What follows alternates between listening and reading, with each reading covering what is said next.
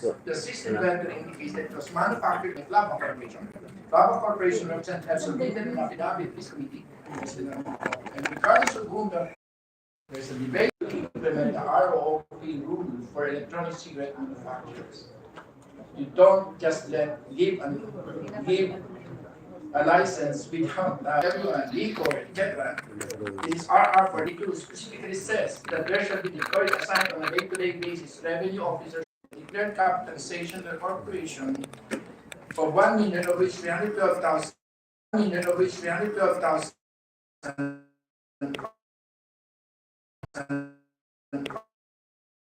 manufacturing. Distinction between manufacturers and importers is crucial because each should determine the extent of responsible excise tax payments. Number 5.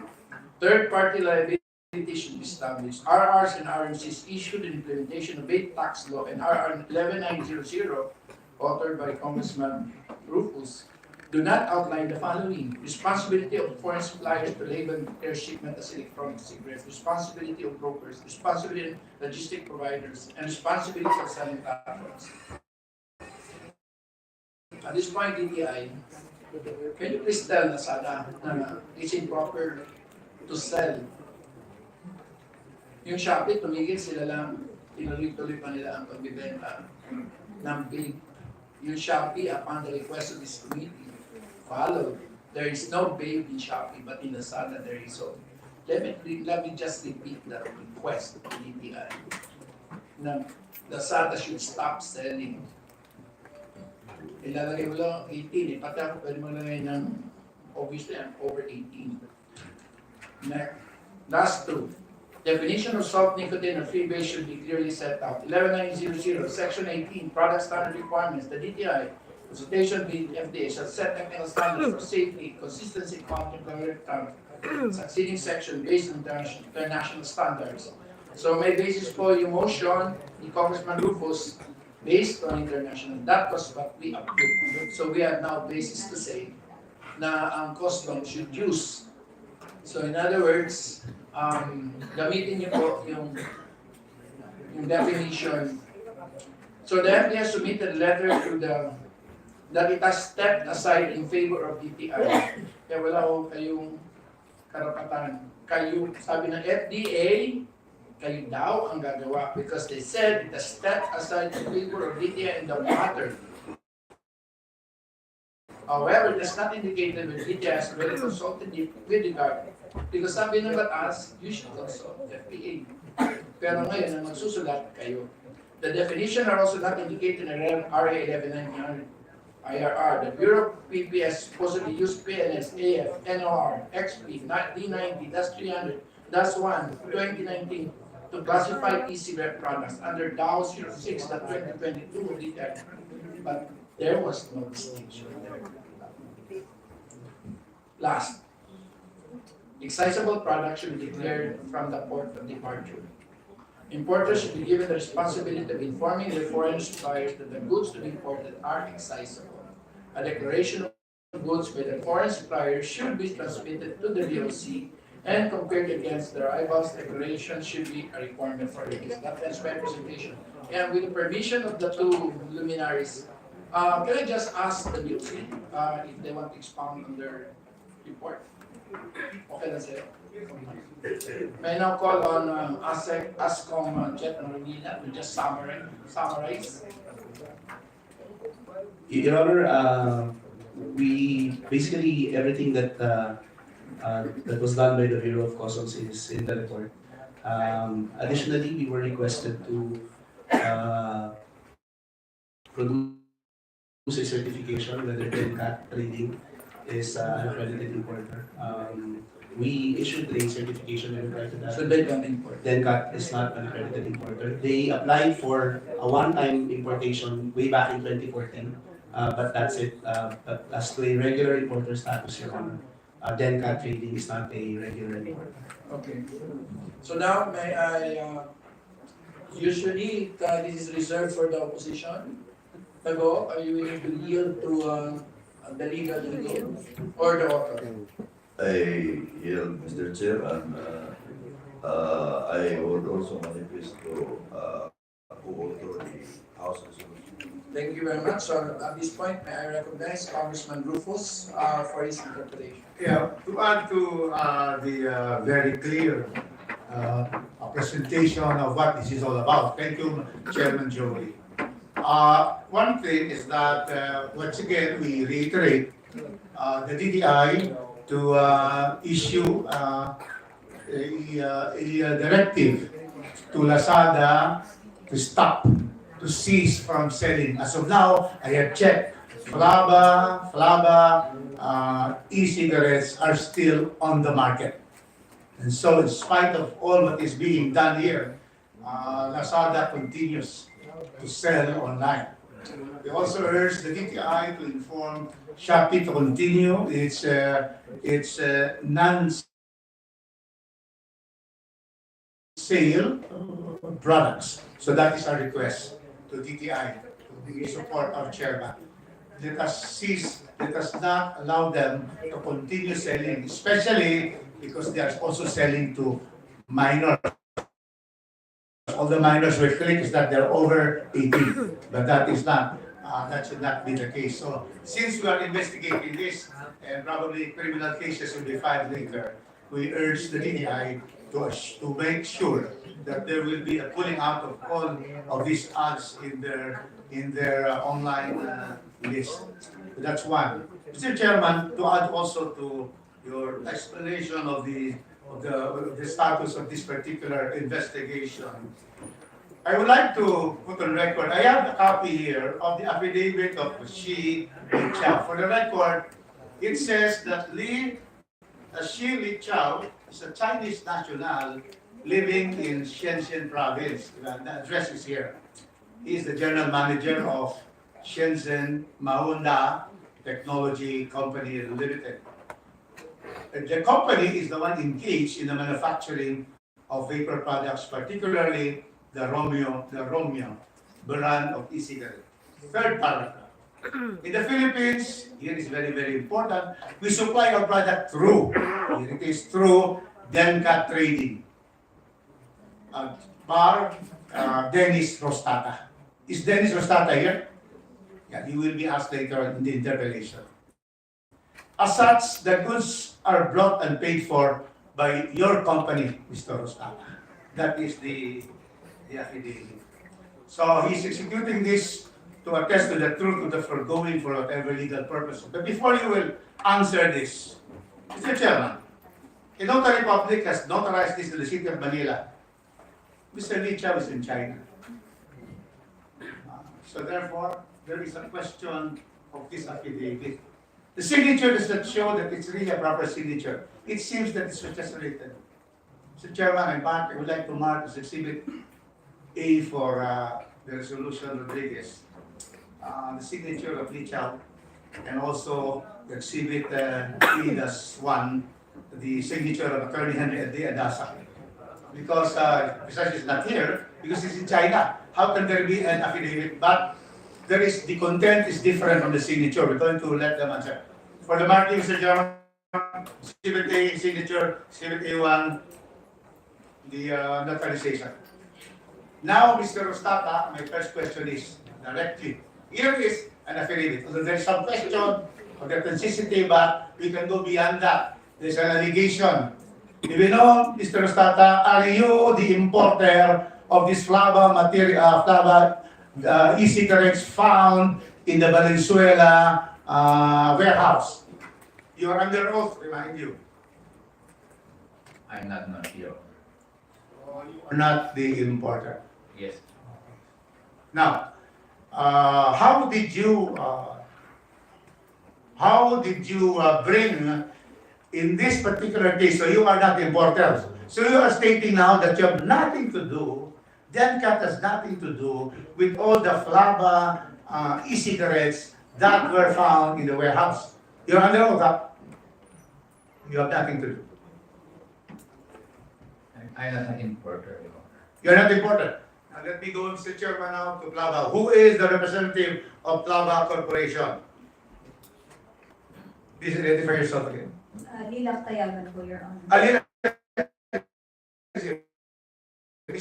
Tayagan is here. Yeah. Mr. Yaban, are you the importer of these e-cigarettes found at the warehouse? No po, Your Honor. You are not the importer. No po. And it seems that you're in touch with the manufacturing company. 'Cause you know them also. This is Mr. Li Chao. You're in contact with them. Ito po. You're in contact with the manufacturer of this Shenzhen Maunda Technology, Mr. Shi Li Chao. Do you know this person? Yes po. You know that. Are you having business dealings with this person and this company? No po. So no. So you are so what is the connection between Flaba Corporation and Shenzhen Maunda Technology? You know him, but you're the relation. What is therefore what is the what do you have with him with them? Bali, kung ordinary po yung product sa amin, door to door po sa warehouse. In other words, you therefore Flaba Corporations also orders the e-cigarettes from Denka. Is that what you're saying? Yes po. Okay. So while the manufacturing statement on the boxes says Flaba Corporation, customs that in this. Yes, Your Honor. There's marking to that effect. So are you saying that those goods in the warehouse were already yours because you purchased them from Denka? The ones in the warehouse, it's your corporation is marked on the packages. Confer with your lawyer. That's fine with us.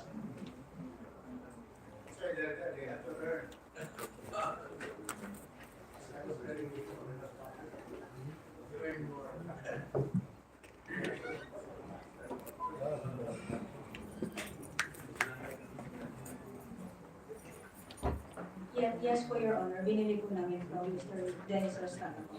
Okay, so that is now clear.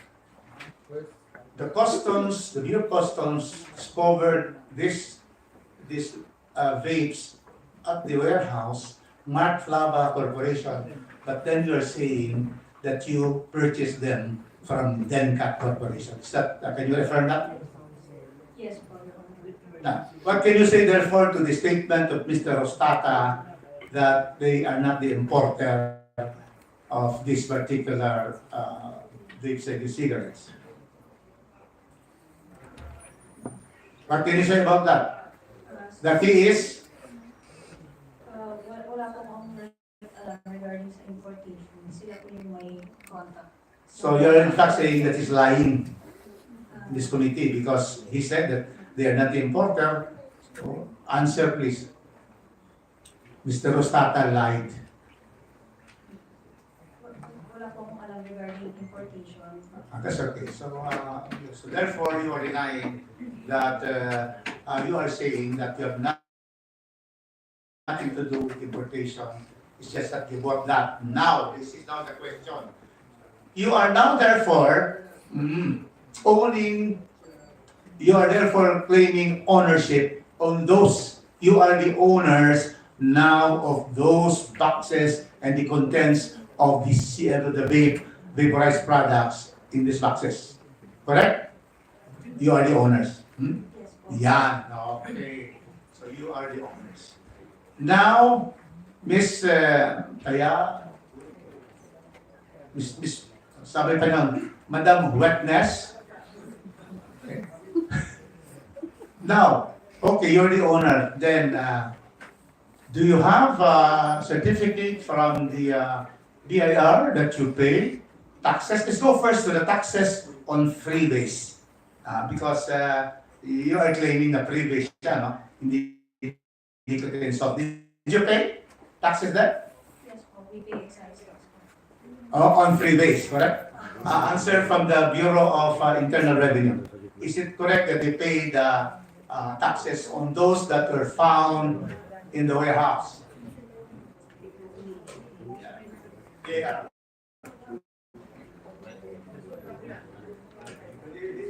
The question is, did Flaba Corporation pay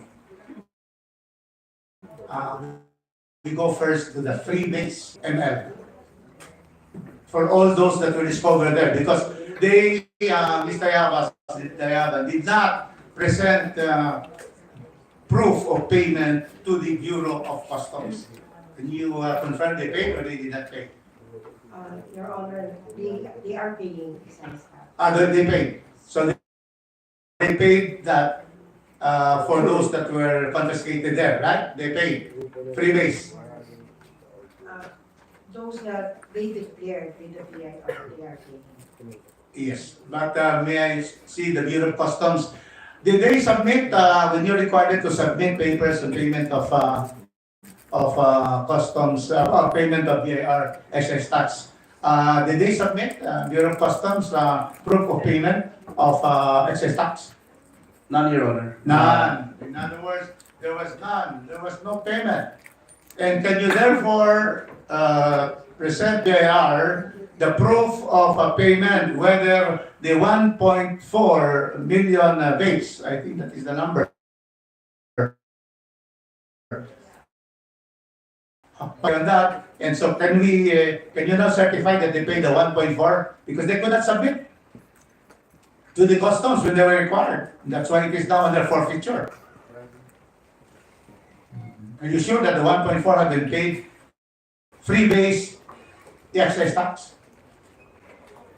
Your Honor, the data that I have right now is only the total, but not the breakdown of the different products. How much was the total amount paid? And when? When were they paid and what is the total amount that they have paid? For the month of October, the total payment is 1.8. 1.8? Yes, 1,800,000. Wow. 1 point, did you, the RROP, no, the regional office on the premises, have you checked on this particular vapes at the warehouse? Upon payment of 1.8 billion only, and is this on this particular transactions, on this particular goods or some other goods? Do you know? At this point, I have no idea with regards to the revenue officer on premise.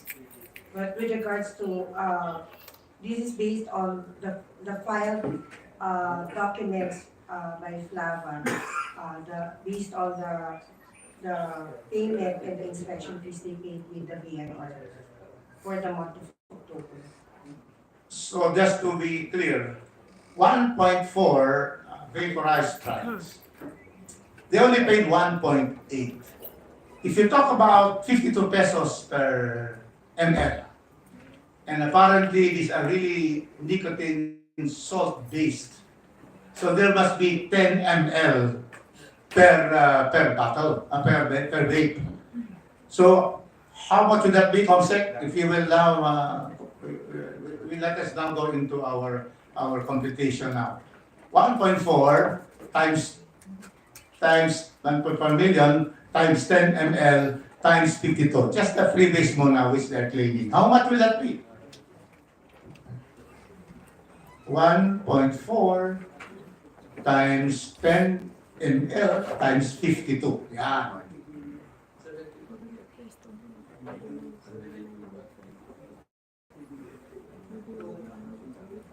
72. How much? 78 million. You see? Freebase pa lang yan. 728 million na BIR. So are you sleeping on the job, especially your premises officer? Revenue? My goodness, 1.8 million when it should be at their declaration of freebase, 84 million. 84 million. So the government loses 83 million or 82 million based on that. So that's one point. Now, if it is nicotine, with nicotine salt base, then it will be 62 per milliliter and each vape has 10 milliliters. Correct? How much will be the value of the real tax is how much?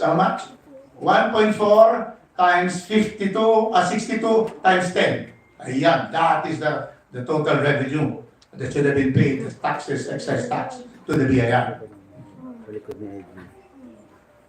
According, and I always agree with my compañero, the legal luminary, Cong.Marcoleta, incoming Senator of the Republic, 728 million. Okay, that is now therefore what we have lost. And that is why it explains why I authored this, because I am principal author of the vaporized law. You see? 728 million would have gone to our universal healthcare system. You see? To pay for our members of PhilHealth who should have no billing, no balance billing. So they are. So what can you say about that? What's happened to the... Who is the revenue officer of this Valenzuela? Can we get the name? Because we will subpoena him to appear on December 19. What is the name of the revenue officer on the premises? So right now, I'm not, I don't know who's in charge. Can you therefore submit to the committee within 24 hours until you finish this one? So very clear, Mr. Chairman, as we go forward, very clear that if Flaba, because they have admitted they bought it from Dencat. Dencat is the importer. Dencat should be paying the import duties. So let's go first to BIR. Now it's very clear. Flaba did not import it. Okay. They bought it from the importer, according to Ms. Tayaban. He bought it from Mr. Rostata. And therefore, they are liable, Mr. Chairman, for 728 minus 1.8. That is the taxes evaded. They are subject now to criminal cases for that. Wala pa ang VAT. Yes, malaki na talaga with the VAT. And so we temporarily cease our questions to the BIR and to Tayaban. So now we go now to the import taxes. Ayun na naman. Okay, now Mr. Yostata, you then you are denying that you have imported this, correct? Because you can change your mind and be honest. Because we will, if there is perjury, we find out that you were the one who brought it here, we'll put you to jail. We don't have the capacity to import.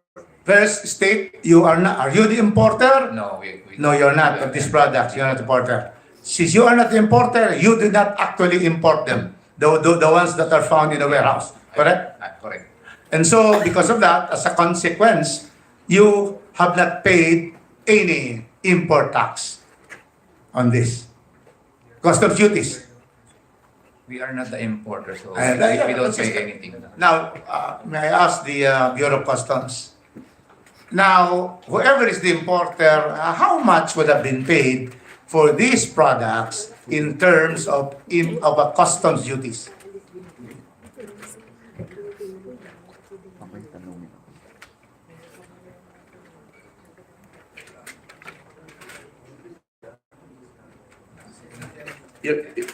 Quantity that was found there. How much is the customs duties due to those products? So you should have that, which were not paid.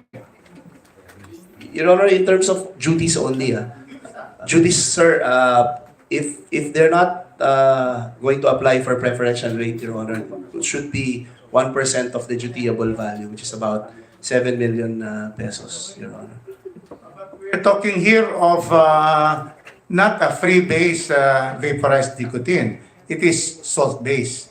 So there has to be a distinction, correct? You have to have a distinction. Yes, Your Honor. The BIR should have a distinction for sex taxes. You must have also a distinction in the value, real value of these particular products for you to impose the proper customs duties. Yes, Your Honor. So if the value of that is 1.4, how much is your valuation of those particular e-cigarettes?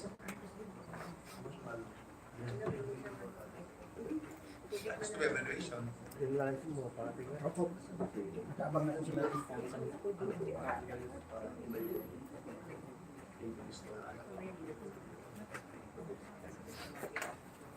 Your Honor, the examiner who assessed the items Yes.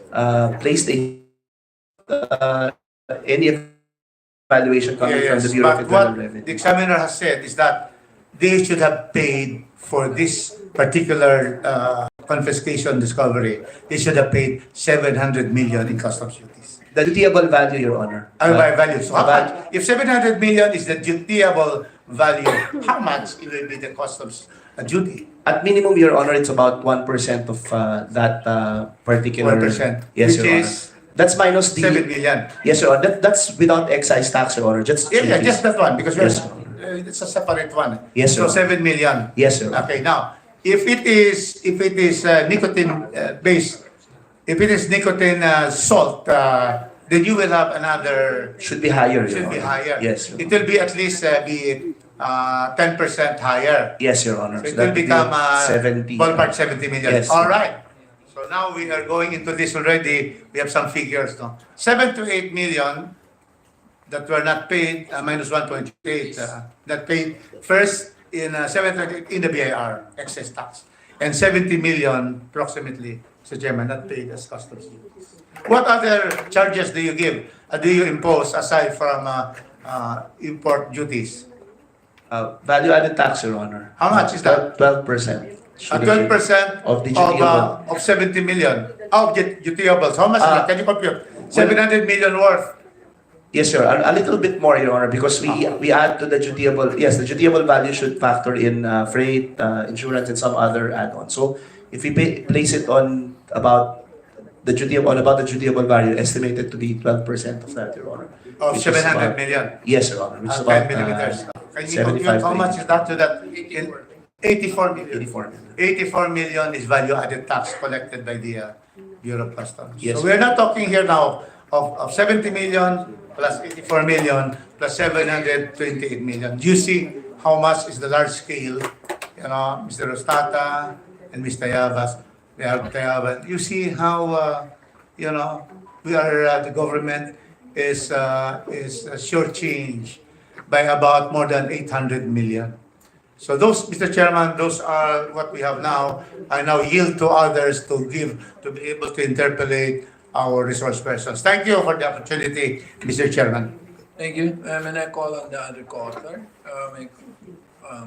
Congressman Marcoleta. Hindi na siya magka-question. You yield to Sabi ko mamaya na pero pinipilit mo ako. Ay, hindi na. I think, Mr. Chair, Shut down muna. ay ikaw muna. Oh, sige. Okay. Are you opposite minority? Okay, so with due respect to the minority, but you, since you talk every day in the floor, so you're a Yes. majority. Thank you so much. Thank you, Mr. Chair. Magandang umaga po sa ating lahat. Meron lang po akong clarificatory question with respect to our authors, of course, Kong Rufus. In the subject warehouse po, 1.4 million pieces po na e-cigarettes were reported found during the inspection, and it's worth 700 million at 500 pesos a piece. On top of the 728 million imposable excise taxes. It is very mind-boggling, nakakahilo po, that the same warehouse can contain a huge volume of e-cigarettes with an equally huge collectible excise tax of 728 million, and yet the BIR only collected 1.8 million or 7 million in excess taxes from vape products in 2021. 7 million po excise tax from vape, 2021 po. What do these disparities in numbers tell us? One is that there's a huge black market of vape products thriving out there untaxed. So the question is, what is our government doing about this? Do we have any surveillance and monitoring systems to capture this black market, and how effective are they? Kasi it is very important that the government contains this black market of vape products, not only because we are losing government revenues, but as the resolution noted, its existence poses a serious threat to public health as the products may be substandard and may have used dangerous and approved ingredients. Mr. Chair, I want an honest answer about this. Thank you, Mr. Chair. Please direct your question to which? Sino? First, if it is manufactured here as claimed as in the registration of LABA, BIR, I think that question is, then if it's imported, I think it will be customs. And if with respect to the harmful substances, I think it has to be, kasi FDA has shielded to BPS, then it's BPS. So custom, BIR first.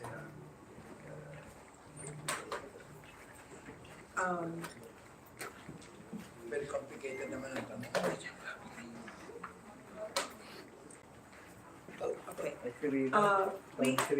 We have an assigned, the revenue officer on premise is assigned on call. Yes, finally. So are you willing to say sino yun? No, I. Bakit no? You're Your saying Honor. no to the committee that takes care of you? Your Honor, I'm sorry. I'm not handling the revenue officer on premise. But you're in charge of recyclable Yes. products in the LTPS. Yes, but I'm assigned. So you're not doing your job? You're not in charge or what? Are you retired? Your Honor, another division is handling the revenue officer on premise, which is the Excise LT Field Operations Division. Yung pumunta dito last time. Yes. Asan siya? Um, So your answers are qualified answers as far as the committee is concerned. with regards to the revenue Yes, officer, so you're not in a position to answer? for the revenue officer on Oh my premise. goodness. Pero sa ilalim mo yun, no? No, it's, we're under the umbrella of the excise group. So mali under ba the yung, Marshals. inibita ka ba namin? Your Honor. Did we invite you? Is there any letter sent to you by this committee that you represent the IRA? Formerly, the Because the other representative. one was the proper person, which is really excise tax, LTPS. Yes. How come you are here? Are you misrepresenting BIR?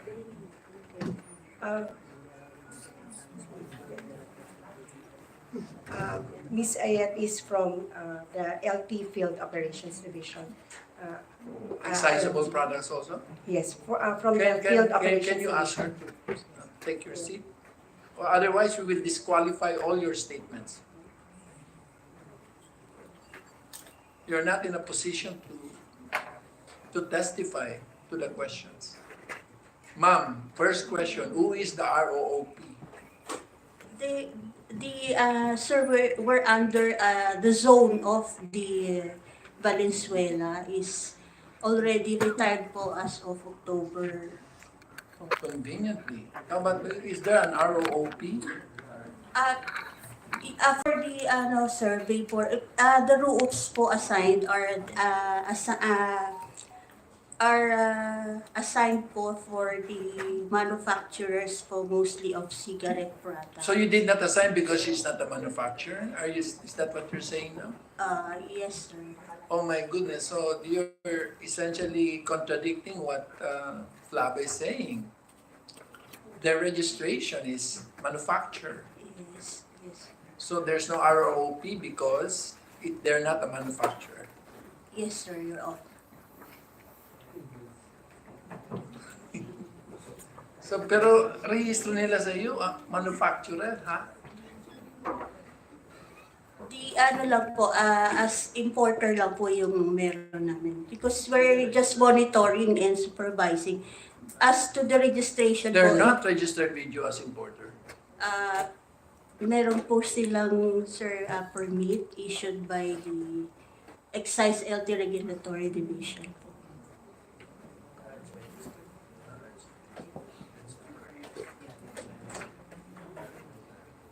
But under your RMC, there are no brands registered. for flava Uh, under importing. the, Alam mo, tumatumbling ka.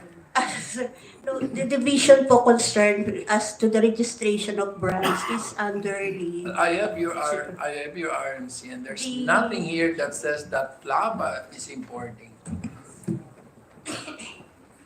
And therefore, there has to be an ROOP in their manufacturing. Mr. Chair. Can you tell me kung sino makakapagsalita para sa bagay na to sa biyaya? Sir, the division chief for the excise LT field operation who monitors and supervises po the establishments, accessible establishments. Anyway, the answers, so I think we are not, we cannot accept your answers. I'm sorry, Your Honor, but I'm only, Oo, hindi naman gusto.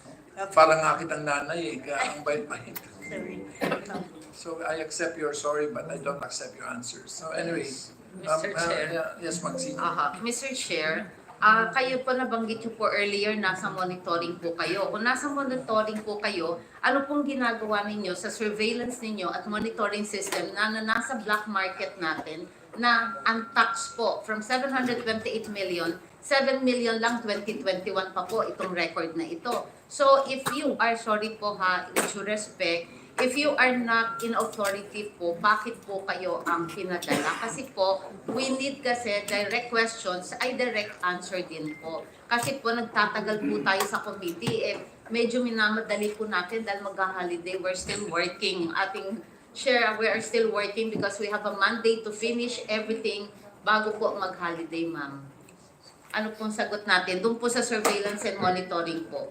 Na nagpa-flood po ang ating market na hindi po natin na-monitor. Kaya po yung binabayad po sa taxes na 7 million 2021 imbes na 728 million po, 2023 na po tayo, ma'am. Your Honor, thank you for the observation, but I will look into it po. Okay, so the person who's really should be responsible is the USEC for ROG. I think, Sir Napaw, I think you should answer the question fully, comprehensively. The concerns of Congresswoman OFW. Okay, good morning, Your Honors. I recall in one of our ExCom with the Secretary, together with the Commissioner of the BIR, the Commissioner requested or mentioned that they have a concern as to how they will trace the raw materials that are being imported. These raw materials are that will be used to manufacture the vape products. They're saying that these are usually manufactured in different parang houses only, Mr. Chair, and that they would want, the BIR would want to trace the whereabouts of these materials that are being imported. So one of the solutions that was mentioned is that there will be an issuance with respect to requiring an attrib on these vape raw materials. So why don't you just issue that department memorandum circular that you should have a treat for the components? I think it's very clear what is missing here. We are discussing the final products. Yan po ang nakuha dun sa warehouse. Pero sabi mo, wala kayong e-attrib for the components, right? Yes, Your Honor. So, Di ba kaya yung that meeting to just issue that it is well within your mandate and powers and it's your duty.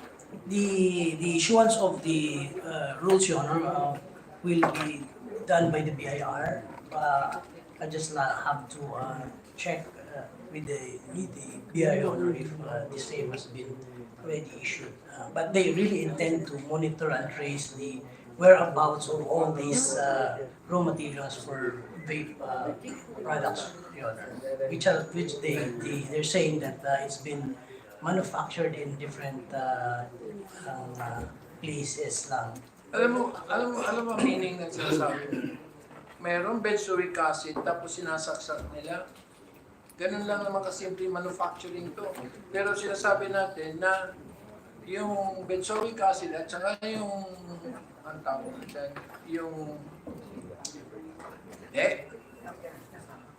flavoring at saka yung yung vessel. What do you call that? The end. The delivery device, right?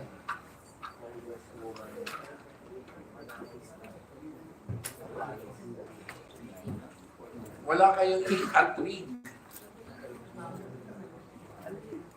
Mr. Chair, true enough, the BIR already issued that Or do you want us, RMC. just like Hong Kong, to ban altogether e-cigarettes? Although that will just have a black market. Your Honor, the BIR has already issued the So, RMC. nag-issue that I na pala. mentioned. So, Yes, there's Your Honor. It is RMC number 78/2023, which was issued sometime in July 2023. Good. What does it say? It requires the The manufacturers, importers, I think, the to components. secure and file a trig with the BIR prior to release of different raw materials, apparatus, mechanical contrivances, and equipment used to manufacture. Magnilla, were you ever informed about that? Um, I'll have to check with the Office of the Commissioner, Your Honor, but the BIR just told me now that this was forwarded to the BOC. But then I'll have to check, Your Honor, and I'll get back to you before the meeting ends, Your Honor. So in other words, you are now in cognizance that ito si Flava is a registered manufacturer but not a registered importer. But can she import the ingredients? Di ba BIR, di ba they should also, because in your, they're not an importer. Under your RMC, they're not there. RMC ano yun? RMC 93, series of 2023. Based on the record of BIR, as of March 16, 2023, they are a manufacturer, a holder of a Yes. permit as manufacturer of vapor Therefore, products. they should have an ROP. Yes. And second, they secured also a permit as importer of vapor product. So bakit wala sa listahan ninyo? The product that they are registering are mostly as manufacturer. They manufacture the product. That's why, Nakalagay ma'am, no brands registered. yes, as importer. Ano ba yan? Tatabling na ako sa inyo. Based on their the labeling, the labels that they are registering, it's manufactured by Flava Corporation, but no under oath. They submit a sworn declaration for that. Eh, ano sasagot mo? Declaration. Nakuha dun sa warehouse. Manufactured by Flava. Opo. Yan po dun sa kanilang mga produkto. Kung titingnan niyo po yung produkto, it's manufactured by. Magsino, ikaw na nga ulit.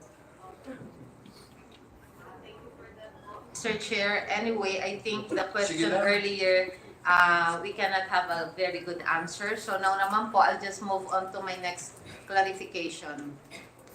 Okay. All right.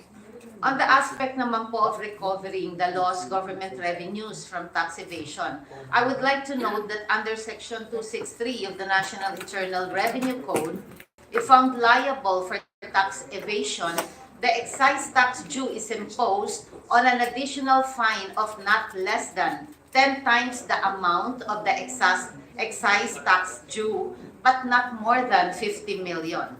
This means that a more aggressive campaign against taxpayers and their successful prosecution or settlement of their cases could really result to higher government revenues. With respect po to e-cigarettes and vape products, how many smugglers and tax evaders on these products have been apprehended and prosecuted, or those cases that have been settled from the time of the passage of the vape regulation law? How much revenues na po ang excise taxes at fines na nakolekta na po natin from these cases? Sino po ba ang pwede makakasagot nito? Thank you, Mr. Chair. Customs? This is the first, no?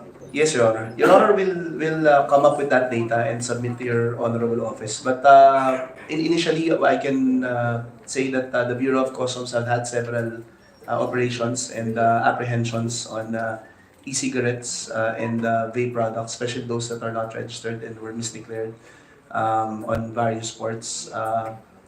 And we're continuously guarding against these illicit products. In fact, part of our operations is the monitoring of warehouses outside custom zone and applying the visitorial powers of the commissioner to check if these warehouses do contain smuggled vape products. But on statistics and data, Your Your Honor, visitorial powers include whether they are imported or not, right?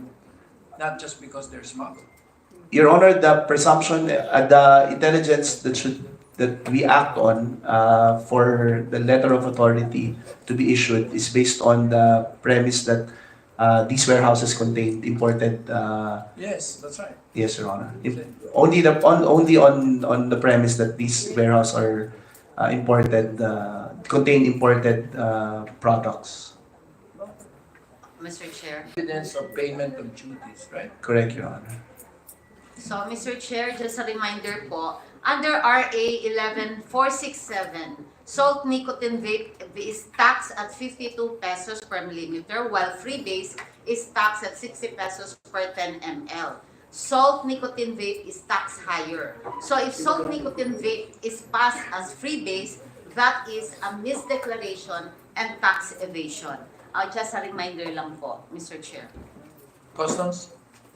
Thank you, Your Honor. That's why we are working with the Bureau of Internal Revenue and the Department of Trade and Industry to provide our personnel that conducts physical and non-intrusive examination, the technical expertise to determine these kinds of variations, Your Honor, to be able to plug tax leakages. But thank you very much for that reminder, Your Honor. It's very helpful. Thank you, Mr. Chair. Thank you. But hopefully they can be submitting the explanation to our questions earlier. Recording to this in honorable progress. committee. Thank you, Mr. Chair. Thank you. So, Recording stopped. Recording in progress. no more questions from our Congressman Marcoleta. Salamat, Mr. Chair. Wala naman masyado. Pwede po bang tanungin muli si Mr. Tabayan yun? Tabayan? Miss Tayaban. I'm sorry. Miss Tayaban, doon po sa naunang mga tanong sa inyo ni Kong Rufus, tinanong po niya kung saan niyo po kinukuha yung mga flaba products ninyo. Kanino po niyo kinukuha? Kay Sir Dennis Rostata po. Kanino po? Kay Mr. Dennis Rostata po. Dennis Po namin Rostata. binibili. Nandito po ba yun? Totoo po ba yun na sa inyo niya kinukuha?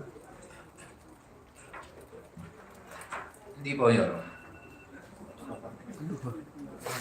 Mr. Chair, malaki po ang problema natin. Hindi ko alam kung sino po ang nagsasabi ng totoo. Ito pong mga nakumpiskang mga flaba vapes ay pag-aari po ninyo, hindi po ba? Yes po, Your Honor. Pero ang sabi nyo, kinukuha nyo naman kay prostata ng Bencat. Sabi naman po niya, harap-harapan naman, hindi raw po totoo. So sino po ang nagsasabi ng totoo, Mr. Chair? Excuse me, Your Honor. Sige po. Nagsisend po kami ng order kay Mr. Dennis Rostata. And then, magbibigay po siya ng receipt sa amin. And then, magbabayad po kami sa kanya. And then, i-deliver po sa amin yung products door-to-door sa warehouse. Yan nga po. So sa kanya rin niya kinukuha.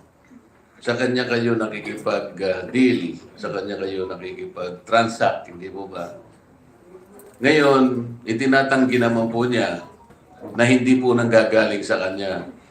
Yung pong Bureau of Customs na nakahuli po nung nag-raid po, sino po ba talaga ang pinanggalingan po ng mga flaba products na pinag-uusapan po natin ngayon?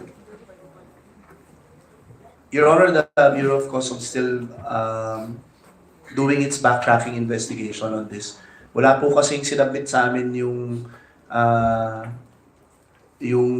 nag-claim na may-ari ng mga vape products ng any import documents, sir.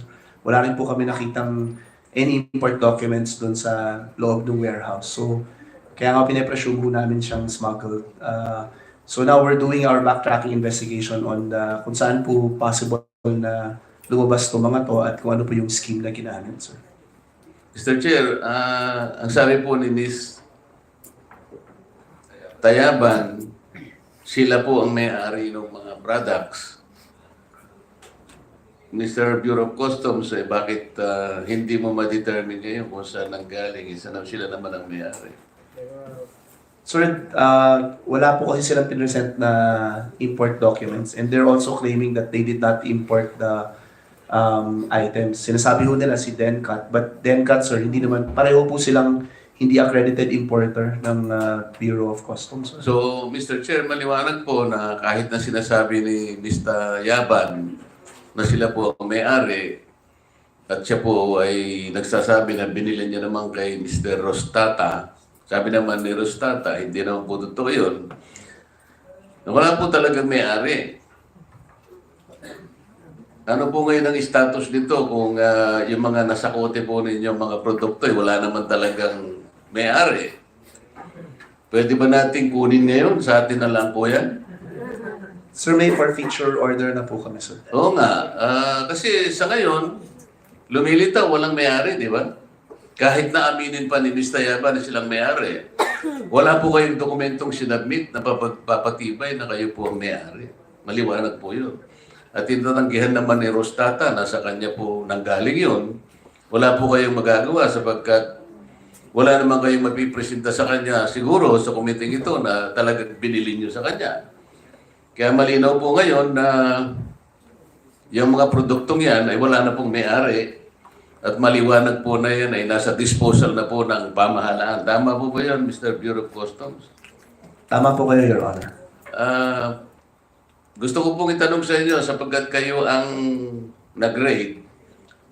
Ano po ba yung itsura ng mga produktong ito? Kasi dalawa po yung nakikita ko. Isang flaba Oxbar at saka isang flaba parehong bar.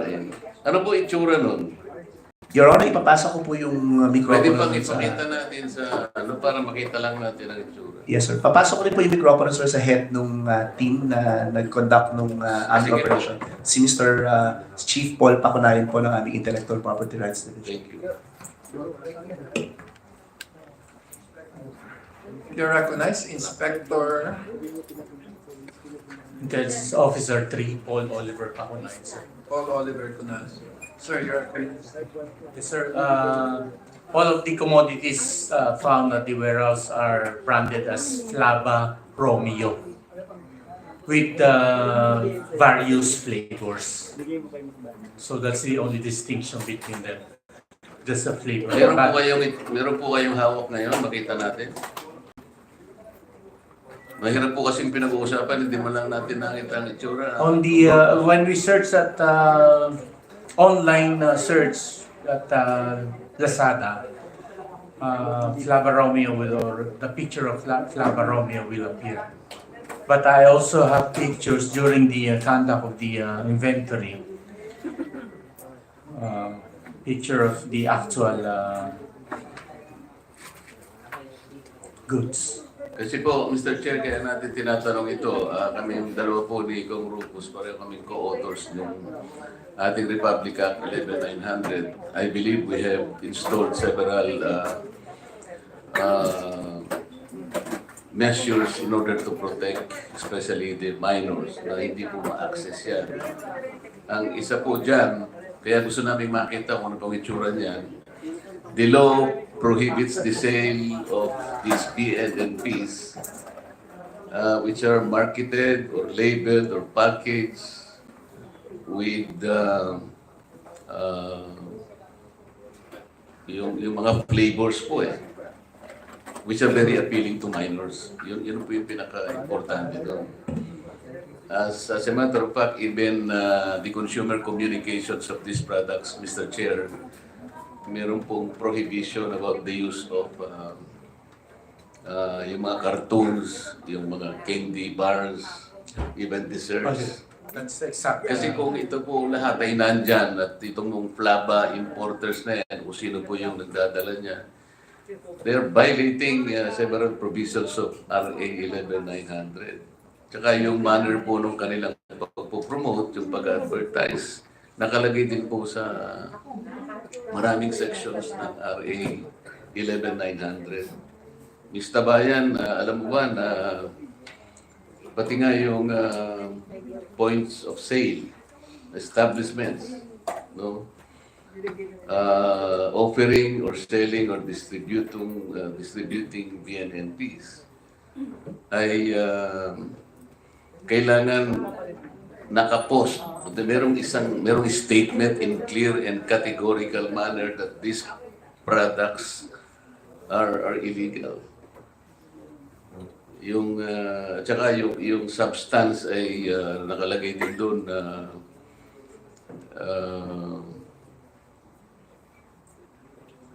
hindi mabuti para sa mga. Nakalagay ba sa mga produkto ninyo yun? Nakasulat ba yun? Meron ba kayong mga categorical statement? Nakapost ba yun? Na these products are not even recommended to minors and they're not supposed to be sold to people below 18 years of age. Nakasulat ba yung mga yan? Yes po, Your Honor. Nakalagay po sa packaging. Nasaan nga? Yung hindi nga namin makita Pwede ka bang magbigay sa amin ng sample? Kasi marami talaga yung mga measures na nakalagay sa batas to protect our minors. Ipapakita ko po. Sir. Pati nga yung pati nga yung mga retailers katulad ninyo are even mandated to ensure yung proof of age verification. Alam mo ba yun? By let's say requiring the presentation of a government issued identification card showing the buyer's age at saka yung birthday niya. Alam niyo ba yun?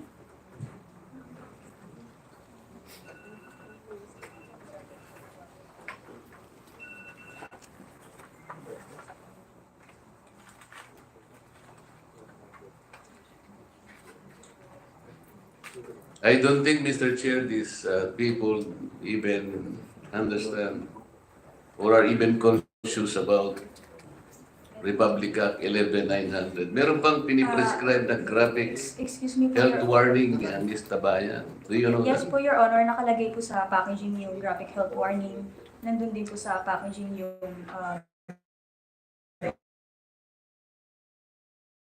Your statement hanggang hindi namin nakikita, paano natin malalamang totoo yung sinasabi mo? You are just reading from myself.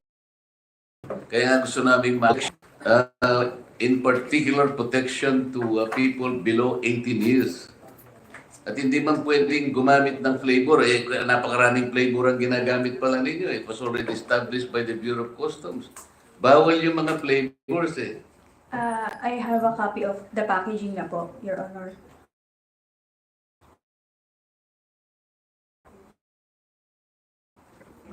Okay lang po bang ipakita ko po sa inyo? Malay ko, kung yan nga yan, litrato mo lang. Gusto ko yung produkto mismo, yung makita na for our own appreciation. Apo, rest assured na ito po yung packaging po. Ano? Rest assured po na ito po yung packaging po. Sana mapaniwalaan kita. Hindi nga kayo magkaintindihan ng Rostata ngayon, ipipilitin mo kami maniwala sa'yo. Ipakita mo na yung package dito sa amin para makita namin ano yung tsura yung pinag-uusapan natin.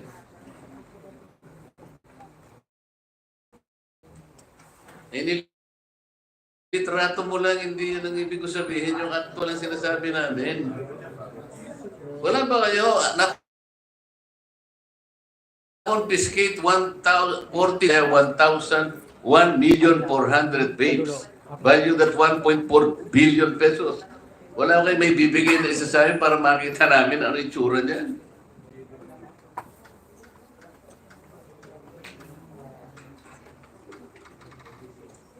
BIR, di po ba yung hindi pagbabayad ng excise tax or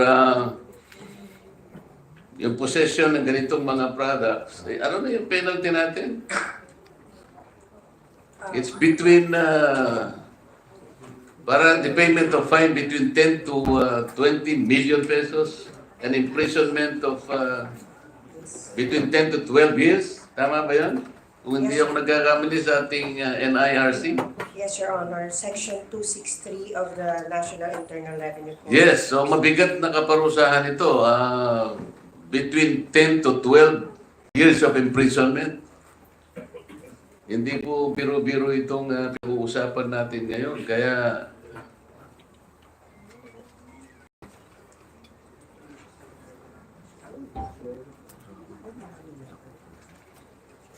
so, Mr. Chair, hanggat hindi po ako nakakita nung itsura nung titigil na muna ako kasi gusto ko kasing makita po yung pakete ng mga vapes.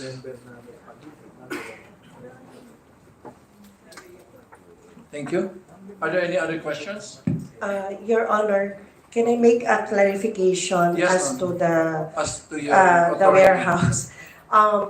The registered warehouse from Flava Corporation, when they secure the permit as manufacturer, is at Sampaloc, 1587 Convenience Street, Sampaloc. And they did not mention the warehouse in Valenzuela. Okay. Maybe that's why there's no revenue officer on premise that will be assigned in that. So there is an ROP in In Sampaloc. even though we are we have a limited. I take that as there's none. Yes.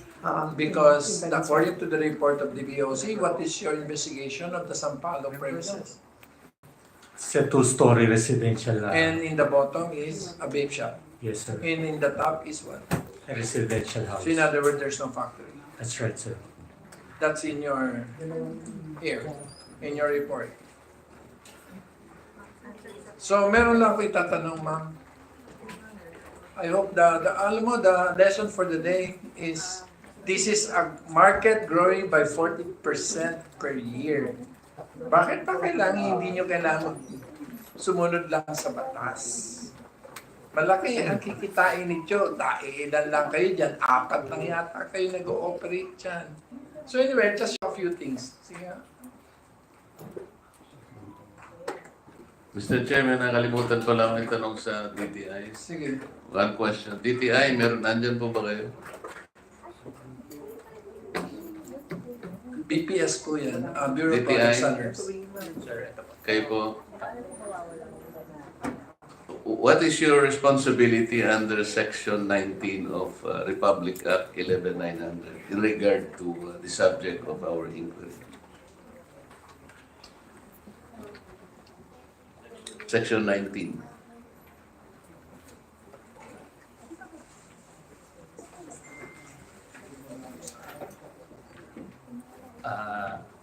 regarding sir sa product registration, ang DTI PPS po ay naglabas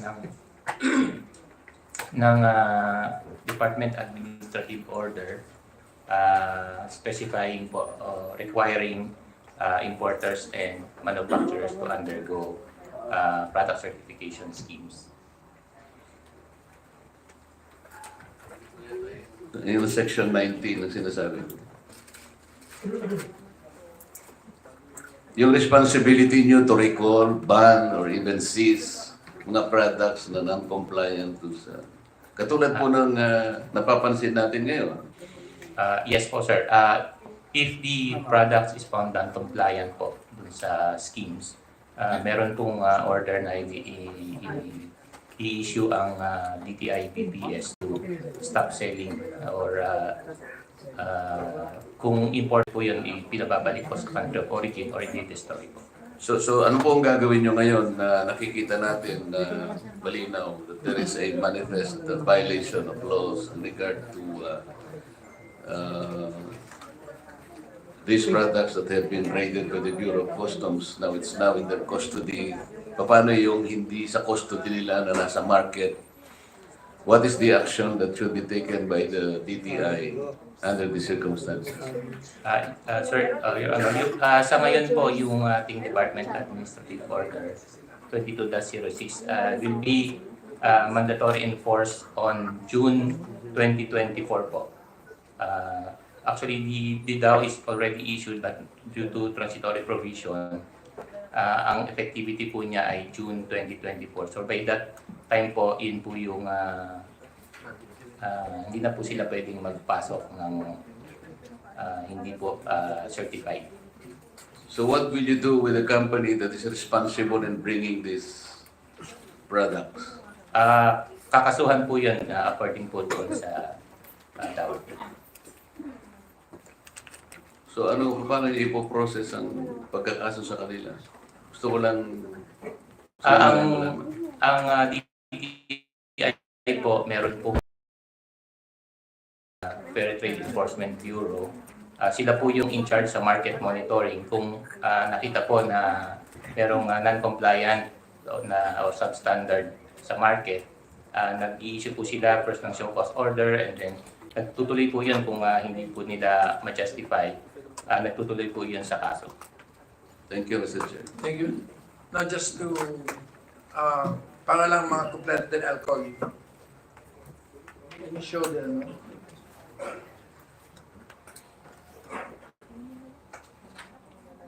Hindi yan. Next. Hindi yan. Ayun na yun, Sandy. Sino ba nag-submit nito sa amin? Kayo ba? Ma'am Lila?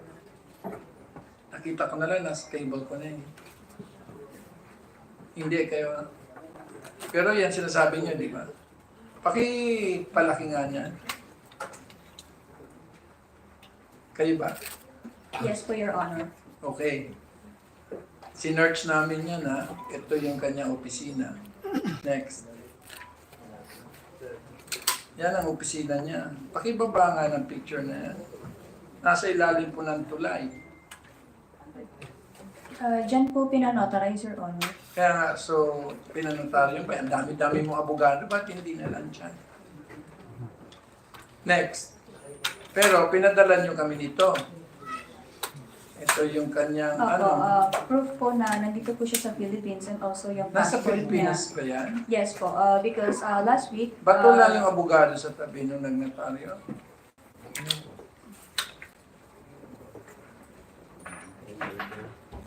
Sa tayungan nyo ito pinanotaryo?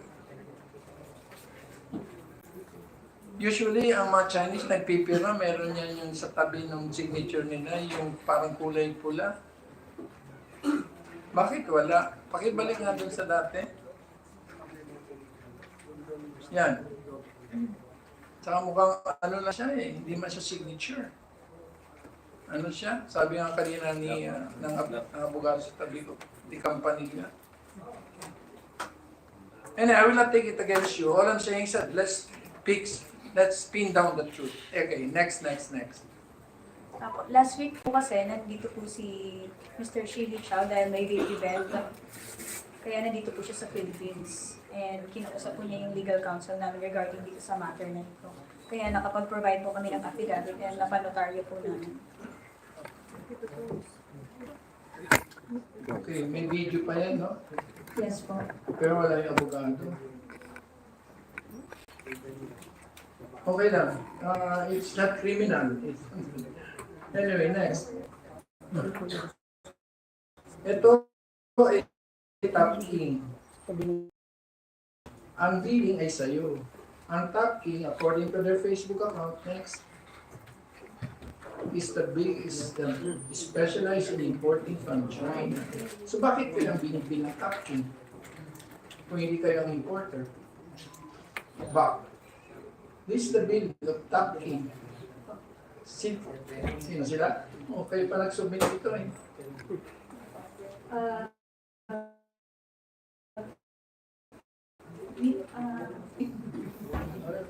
Your Honor po, sa billing po kasi ni Sir Dennis Prostata po. Hindi nga eh, di sana yung top king, hindi Dennis Prostata sana yan.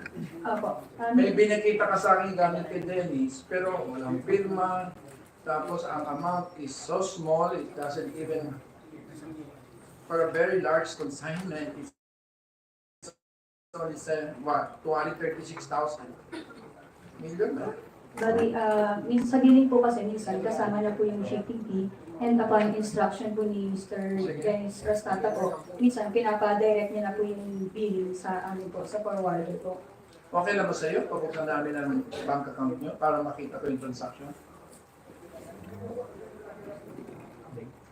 Under the AMLA law, any proceeds from unlawful activity, motu proprio, can be opened by AMLA anyway. Anyway, the committee will make a motion to look into your bank accounts to see really which money moved during that time between October 25 and November 7.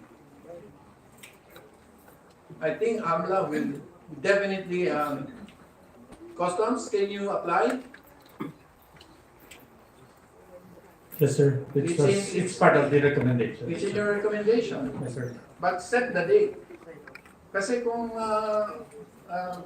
sky blue ang ating investigation, wala ko tayong mapipindang date. Next time, don't submit something like this. It is so incriminating. The billing is on you.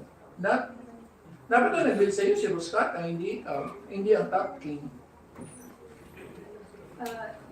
Hindi po yan yung sinabit namin, sir. Ay, galing to sa customs report.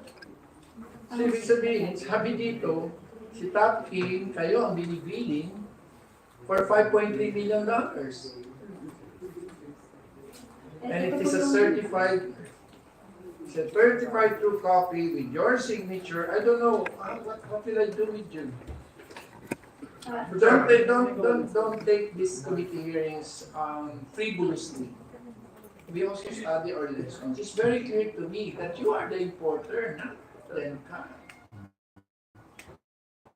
Probably he is a facilitator for all I care. Because a facilitator of a transaction is very different from the importer. You are the importer and you say you own it. So you bought it. Binili mo. Hindi po. We have performa. Ano ba, nagbayad ka? Ako nagbayad po kami kay Mr. Dennis Prostata po. So, I hereby ask Customs to please proceed with your AMLA proceedings. Yes, Mr. Chairman, Mr. Connection, you have the floor. You stated that you have documents. Yes, po. Can we read these documents and put in the record and put them as exhibit, Flava? What are these? These are original documents, and can we show?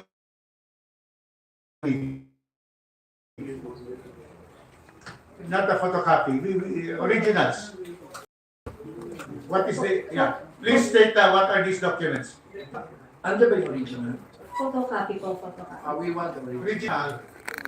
Yes, we will print Kasi what we have is a photocopy without a signature, and it is very clearly. Your And the buyer is at such a huge amount. Sold to Lilac. Your Honor, it has signature po, the performa invoice from No, the not here. manufacturer. My signature. They have a different one, Mr. Chairman, to show their allegation that they bought it. So may we know what are these documents? Subject is presentation of your, probably they can now shed light, Mr. Chairman, so that they will subject to presentation, submission of original documents. Can we ask the Chairman for them to describe that? I'm very interested to know that there are memoranda of whatever it is worth, Mr. Chairman. So we will evaluate that. So can you therefore submit that temporarily? Yes po. Number two, what is the second one?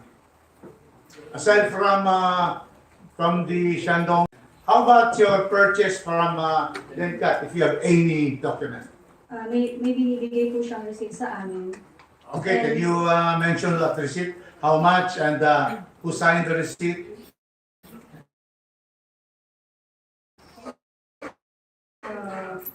Wala pong sign ni Mr. It's under my name po, Nina po. Like, it's under Denka Trading po yung receipt.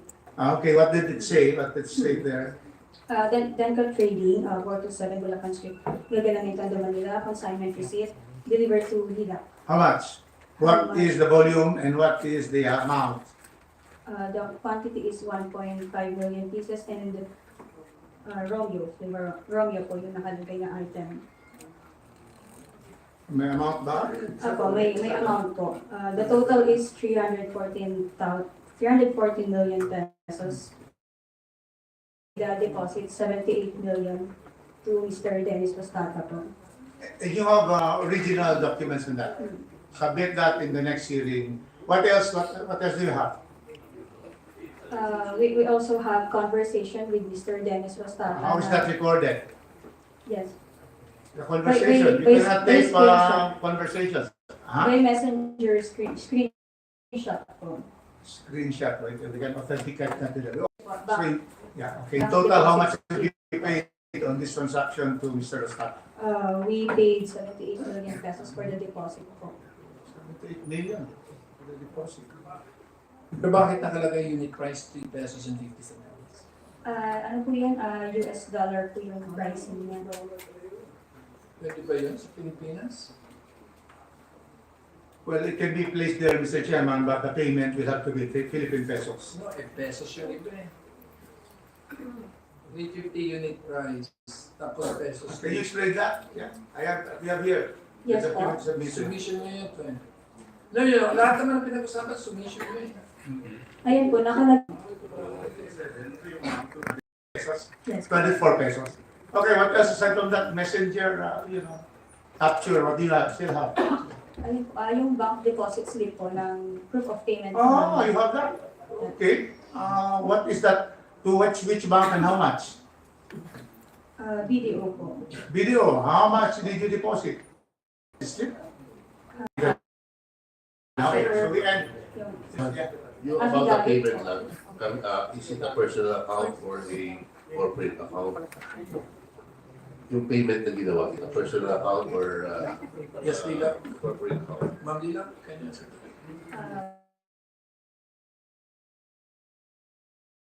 Personal account po. Wait. May recognize Dennis Stala. Number 1, yung resibo ng Denka Trading. And we also have Wait mo. Okay. Meron ka pa idadagdag? Apo. Ano yun? And we also have the copy of the telegraphic transfer po from Mr. Dennis Rostata to the manufacturer from China. Okay. Can you submit that also? Yes, po, Your Honor. Okay. Dennis, can you now? You have now 4 things to answer. First is the Denka Trading consignment receipt.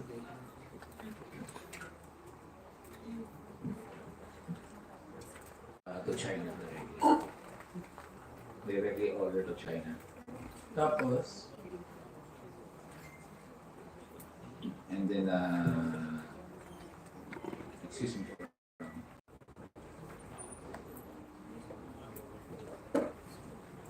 Actually, Your Honor, yung transaction na yan, sila yung talagang direct nakipag-negotiate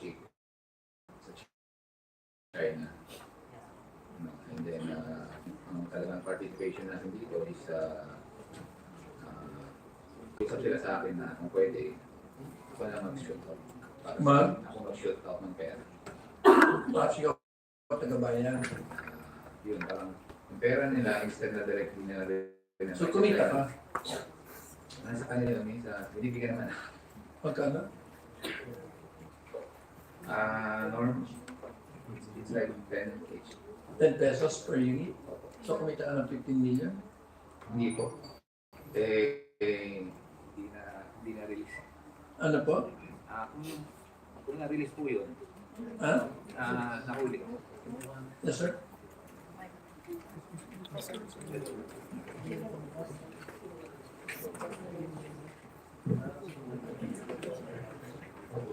Yung ano, wala akong pinita dahil nahuli. Nahuli po. Ano po? Nahuli po. Nahuli. Kaya, so wala kang kinita. Wala po. Wala akong nakuha. At saka partial pa lang yung nakadala. Na 78. Okay. So yung 230, nakabitin. Nakabinitin in a sense na ako kasi kailangan nila i-ibenta bago makakuha ng pera. So ano talaga pinakaroon nyo dito? So, MU, in a way, tutulong lang tayo. ano po? Tutulong lang ako. Ako lang yung nakakabayad.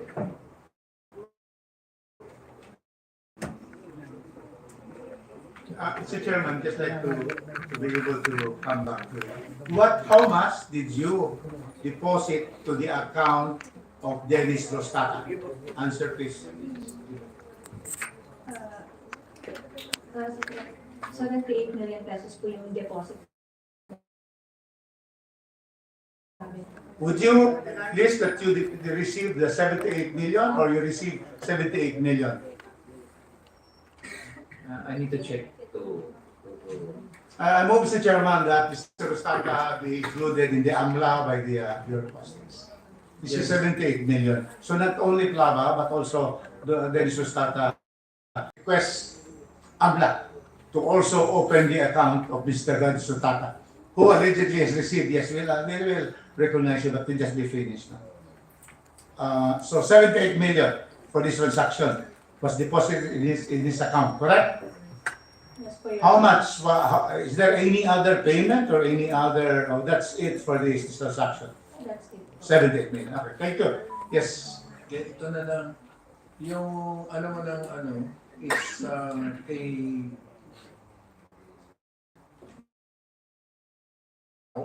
is August 30. But you said his convo is July 24. So how can so much time elapse? Yung invoice, so invoice is June, August 30. And then your supposed video payment is July 24. So, we're not a trier of facts here. We will sort out the documents. Pero may time po talaga na mag-aantay kasi. Where do you really of that? Ano po? Today, can you produce him today? Yes po, Your Honor. Where is he? She siya po. Yes, where is he? He's in China right now. So umuwi na siya dito para pumirma nito? Hindi po. Last week po kasi merong vape event. Kaya po siya Ano nandito. Vape event po. Di ba bawal yan? Hindi. Yes, it's in Republic Act 11900. It's present here today, the representative of the Vape Association. Can we hear from him about if you sponsored this vape event? And Association. Good morning, Honorable Chairperson Joey Salceda and members of the House Committee on Ways and Means, fellow stakeholders and concerned citizens. I'm Joey Dulay, President of the Philippine E-Cigarette Industry Association. We commend the Bureau of Customs and the involved law enforcement agencies for the seizure of the illicit vape products on October 27, 2023. Rest assured that PCA supports the government's fight against all forms of illicit trade. We encourage all stakeholders to faithfully adhere to the provisions of the law to avoid violations and enforcement actions. Your Honor. Is she a member? No, Your Honor. Flava? Flava is not a member. Denka? Dengat used to be a member, but on October, I think October 20, You become a very 2022. powerful man, sir, because by 2027, you'll be almost 60% of the total tobacco market. Your Honor, I can only speak for our association. Yeah, I know. Our So how many association. members do you have? We count as businesses, so we have around 300 individual businesses. Pati yung mga vape shops, is that? Yes, Your Honor. Is there a network of vape shop? Which is the largest vape shop network? I don't have the data with me right now, but I have Offhand. estimate maybe the biggest is a company who has 100. Who is that? It's LG Corporation, I think. LG? Yes. Sino may-ari? Lighters Galore. Lighters Galore.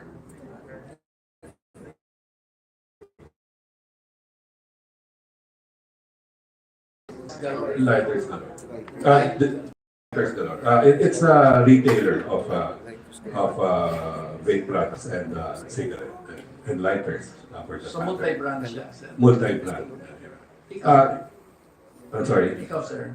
Also, pero konti lang po ang tindahan. Wala kang flava.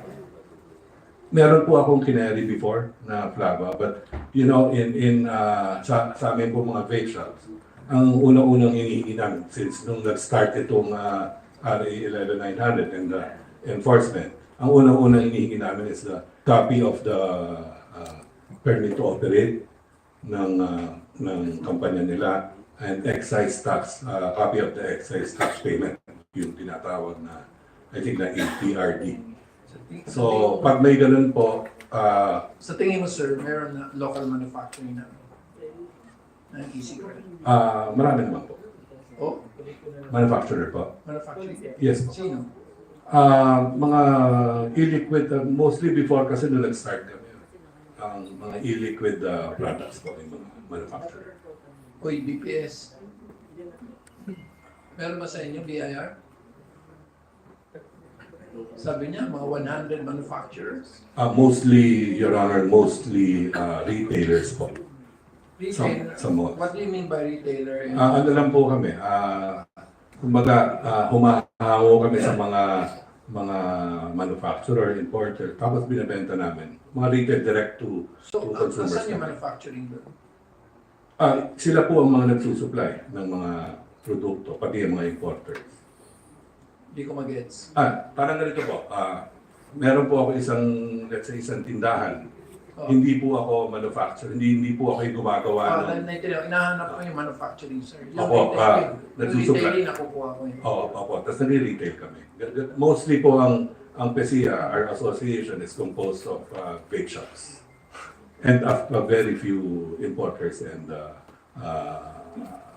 manufacturers. Manufacturers? Meron pong manufacturers. Mr. Chairman, maybe Yes. we can ask, name some of those manufacturers known sa kanila. Can you give us a list of your members, sir? Including classified as to retailers and manufacturers? Sa mga manufacturers pa from our before, we have as members as Yes, sir. Cholos Blend, Pastry Vapors. Yan po yung mga e-liquid manufacturers. Noong araw po doon po sila nag-start. Tapos ang alam namin ngayon, parang parang hybrid ng na rin nila. May ini-import sila, meron din local manufacturer. Okay, thank you for your statement in support of 11900. And yes, Mr. Chair, maybe we can also ask Vape kung meron silang list ng manufacturers. Yeah. Your Honor, we will provide the list of the manufacturers. Mailan, yeah. Siguro around mga 7 or 9, I think. 7 or 9 pero dun sa asosasyon, 100. Ilan na ito? So you have 36 ma'am from your own records. 36 manufacturers. Maganda sana kasi dito total. Pwede ba tayo mag-manufacturing ban muna dito? Para lahat, issued as important. Can we make that, sir? Or will it hurt your industry? But you're hurting the... No, Your Honor. Kasi from first-hand knowledge po at sa mga kakilala ko noon pa, because when we started the association, marami po dyan mga Kasi hindi namin e-liquid. alam mo kung may doc stamp sana. So, bawat labas, factory, alam namin based on removals. Yeah, Kaya kami nagugulo dahil karamihan naman talaga imported at wala yung doc stamps. from our knowledge po, by June 2024, kasi nga, we consistently push the agencies involved here. Kasi nga, ayaw namin itong mga pumapasok na illicit product na kawawa naman talaga po yung mga nagko-comply.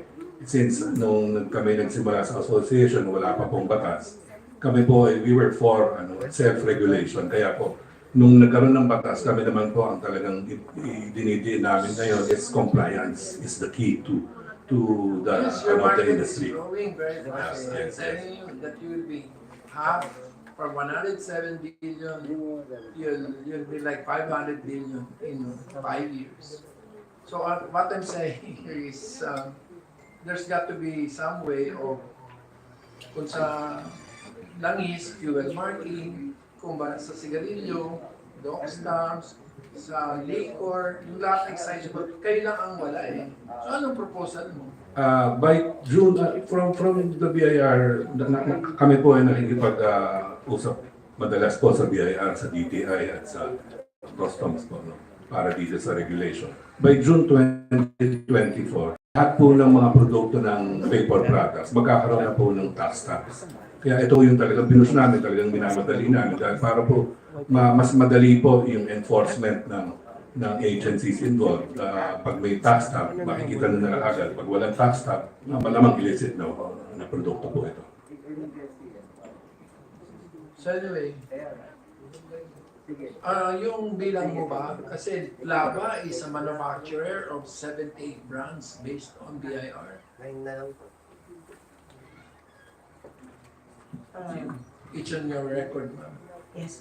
Your Honor, we have this... So may karapatan sila magsabi na kaso wala ang E-at-3 pagdating po sa components sa ingredients. Yes. So walang E-at-3 pag sila nag-import. With regards to the importation, if they are registered importers, Hindi nga sila registered importer. So saan papasok yung E-at-3 nila? Pero do you have a proposal ready for a doc stamp system for Yes, Your for Honor. local manufacturing? How what about imported? Yes, Your Honor. We have this Revenue Memorandum Circular 105, 2023, wherein it's more of a fixture of the stamps for the vapor products. Actually, we have this briefing already with the different manufacturers and importers of the vapor products for the implementation of a fixture of these stamps for vapor products. Okay. Nga ba? Alam mo, mas maganda yung napag-usapan na. Itong invoice nyo, sabi, ito, 330. Tapos yung consignment mo, sabi mo, 350. So kumikita ng, ito ba tama ba sabi ko? Looks like, binibigyan ng 20, ng 10 pesos and then cut for this transaction. Kasi there's a difference between the same transaction, all coming from you. This is your invoice, this is your consignment, and this is your invoice. Puro ito galing sila. So, ito 330, yung isa 350. So, kumikita na sa 10 piso ang Sa usapan na po yun ni Mr. Ninyo? Hindi po. Sa usapan po yun ni Mr. Dennis Paano Rostata. nangyari yung ikaw ang ano? So, usapan nila at saka ni Yes po. Binibili lang po namin yan kay Mr. Dennis Rostata po. So kung ano po yung bill sa amin ni Mr. Dennis Rostata, yun po yung binabayaran namin sa kanya. Yung pricing po ng manufacturer sa China sa kanya is hindi po namin alam. Bali nalaman lang po namin nung hiningi po namin yung performa invoice po. Wala ito. Magkaibigan na nag-cut niya ba kayong dalawa? Sabi mo siya tawagin ka pa. Mukhang ganun eh. Mukhang okay kayo sa pag binibigyan mo kasi sa dokumento, mukhang okay kayo nun, tapos bigla kayo nag-cut niya, tapos ngayon, ikaw, sa'yo nahuli. So ikaw mananagot sa costo. Idadamay mo ba siya? O gusto mo na siya lang?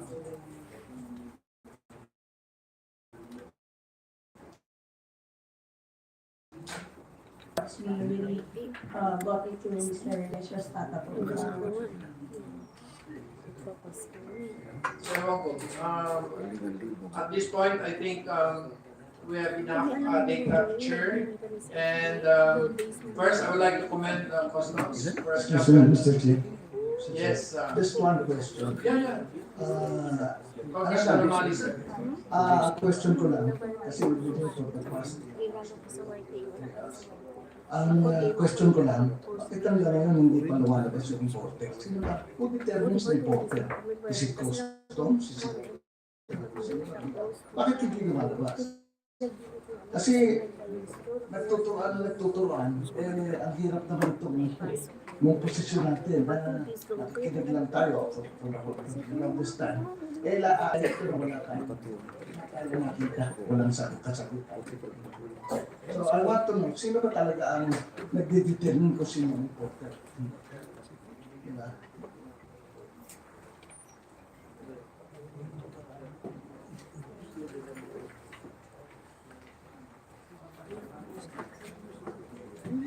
Customs, you are the only proper person here. Sigurado ko kung sino may hawak, no? Tapos, kailangan patunayan niya na hindi siya. Under the operations that we did, Your Honor, yes. We need the owner of the smuggled goods, special property. But again, we're conducting backtracking investigation to determine the real importer, Your Honors. It's just that there are a lot of factors that we're considering. Like I said, there were submissions to us, and we're also looking at some participation of the members. And of course, it will be the transcript and the statements that were made in this honorable committee will be very helpful in that backtrack investigation. So yung list of individuals nyo recommended for prosecution, when will you file these cases? O nagulo namin kayo?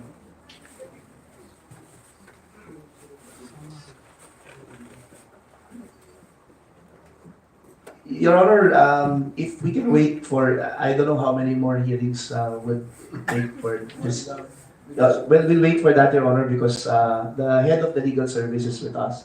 And he's planning to present as part of our pieces of evidence to some statements that were made here in this hearing, Your Honor. So we would wait for the complete transcript of stenographic notes for this hearing and some statements that were made under oath for us to be able to use it in filing our cases and making those cases stronger.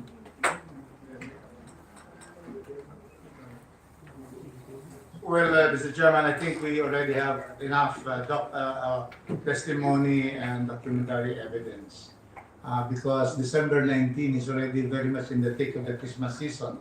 I know the chairman would like to work even up to December 25. But, I was talking to the Comsec and everybody. I believe we can proceed already, Mr. Chairman, with our recommendation. Because I strongly feel that there are responsible people here. So that our recommendation will now be part of the filing of the customs and also the BIR. We have to bring them to court so that there they can present everything. But prima facie, there are now there are now evidences that there are people responsible for importation and for non-payment of customs duties and also excise tax evasion. So I think, Mr. Chairman, we can proceed subject, of course, to the filing of all the documents you have requested them so that we can now prepare within this week the committee report. And we will therefore be giving copies of the committee report to the DTI, to the Bureau of Customs, and the BIR for their proper implementation of the resolutions, etc.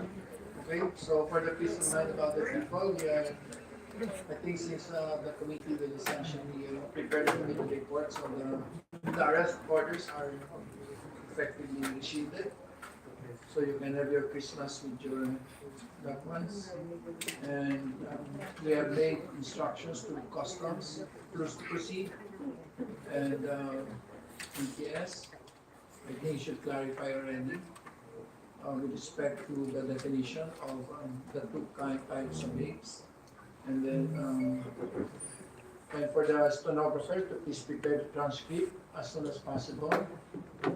Walang tuluyan mamaya. So, hi ma'am. So, rest assured that this committee has been known to be very fair and assiduous and diligent. So, as far as possible. So, wag lang kayo kasi magsusulit ng mga papeles na that are in flagrante in suspicion. Mr. Chairman, before I go for this adjournment today, let me just thank our chairman, Chairman Joe Sase, for steering this hearing to the proper procedure and then taking into account all the testimonies that were presented here in the documents. And with that, Mr. Chairman, we are ready to look at the committee report, and those who are present and the members of the Ways and Means and one of the members will be therefore very happy to be able to finish this particular investigation with a warning to everyone that we cannot evade the law. We cannot evade taxes. The long arm of the law will reach you. And that is why they will reach everyone. We are very concerned about 11,900 that it will be properly observed by everyone. With that, Mr. Chairman, thank you. Thank you to our colleagues present here and our resource person. Move to adjourn, Mr. Chairman. No, are there objections? Hearing none, so it's approved. Thank you very much. Merry Christmas po sa Merry Christmas! Christmas sa lahat. Thank you for watching, guys. See you all sa ating mga live. Kita-kits tayo para malaman ng ating mga kababayan about this cigarette. Ano sila? 1, 2, 3, 4, 6. Nagdalawa po. Okay. Thank you. Thank you po mga guys for watching. Ayan, nagagawa shop po. Ayan. So, thank you very much guys. Mag-appreciate tayo sa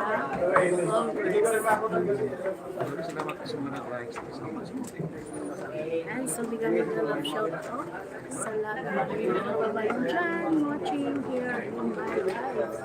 Sure TV po at your service. Thank you very much.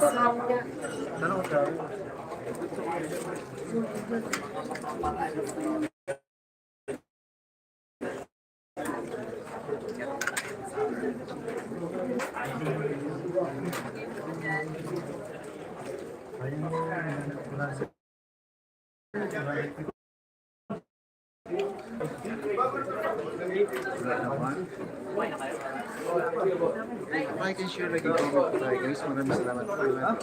Hanap ang salamat. Yan. BB0131. Maraming salamat. Tuban. Yan. Thank you so much. Maraming salamat po sa mga nag-likes. Thank you so much. May 10 na naman ako tayo dito.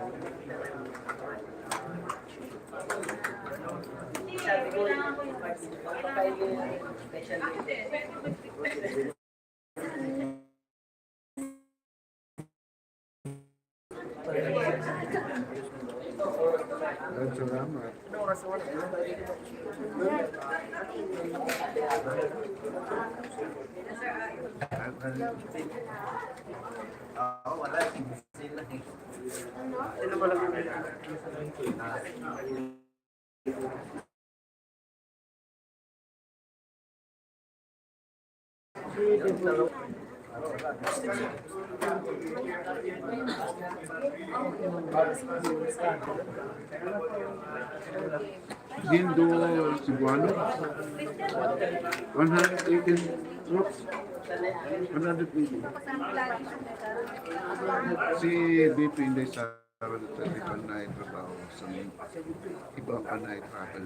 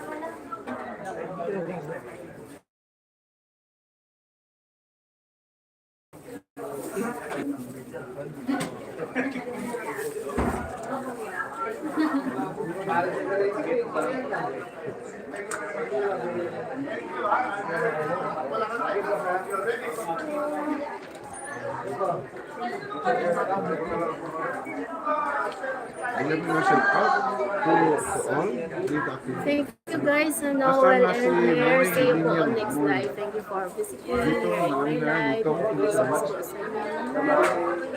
I'll see you po for a while po sa ating next live. Thank you guys. Pasang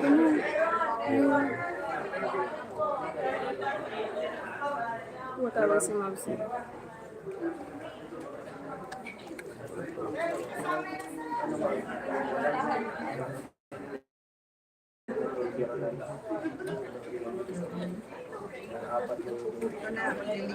Hindi mo na mga gamit.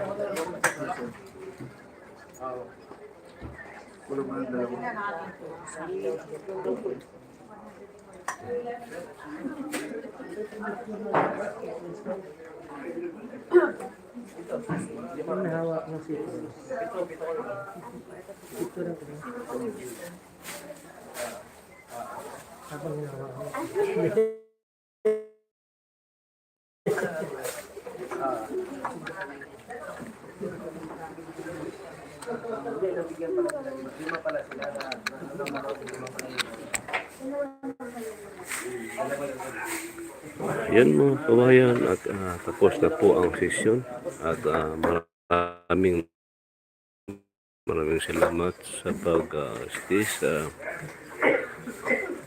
YouTube channel ni Roger TV. Ayan, thank you. Maraming salamat po. Bye bye.